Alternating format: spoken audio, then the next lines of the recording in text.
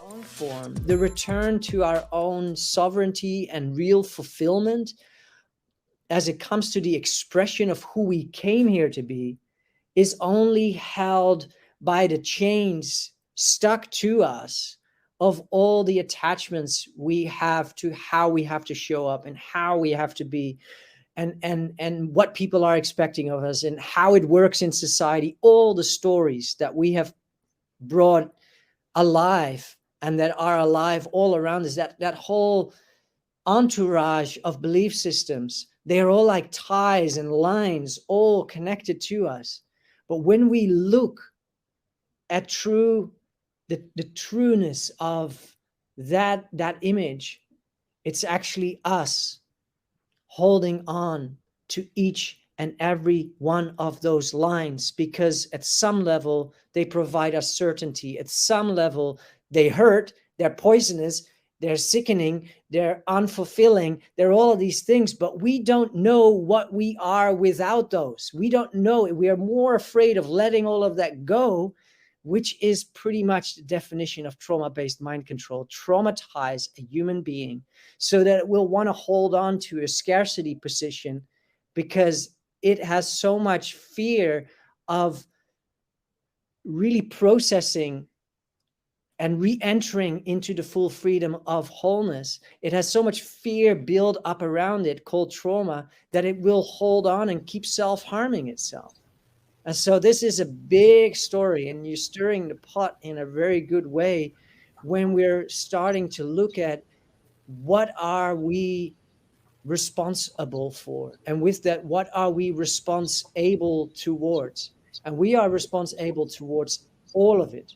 Our relationships with any external authority, our relationships with any other human being on this earth, our relationship to ourselves and all those beautiful parts of ourselves, that once we understand the awakening of our willingness to start changing things, that then all of a sudden can have us look at the ego also from a light. Well, it's so easy to just trample on the ego and say the ego is bad and it's not doing its job. Well, it's doing its job, but it's doing it out of trauma.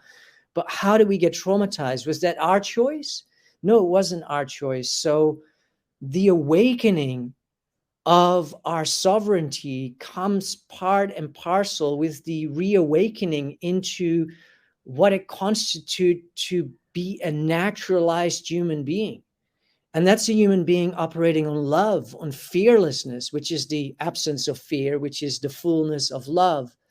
But what sits in the way of us feeling like that and navigating like that, and therefore creating like the masterful creators that we are in this world like that, what sits in the way of that is this trauma-based mind control that wasn't just falling out of the sky just accidentally. No, it was designed this way. Our education system, our control mechanisms, and our top-down hierarchical systems of the so-called, I call it fantasy government, all of that are structures of a traumatized mindset.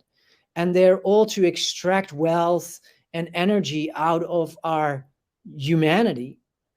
Because once you understand trauma-based mind control, well, you can control societal frameworks. You can control transgenerational trends in how things are going to be playing out.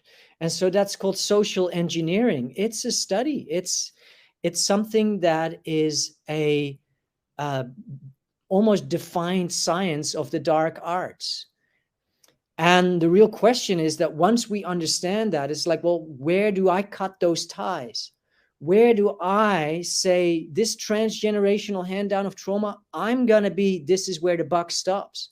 I'm going to draw that line for me.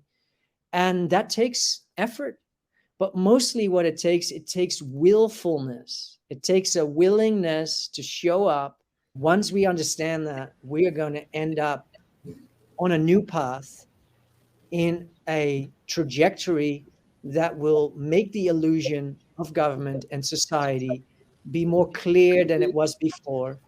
And we will have a newfound fearlessness to walk that path with others. Let's walk this path together, because the whole path to self-sovereignty and freedom is not a path that you walk by yourself. Yeah, you have to walk it on your own because you are your own person.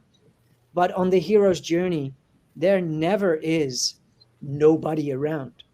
On the hero's journey, there always are the sages, the guides, the supporters, the treacherous demons that come up that actually also turn out to be the greatest blessings once we come through the precipice and the threshold that we had to cross.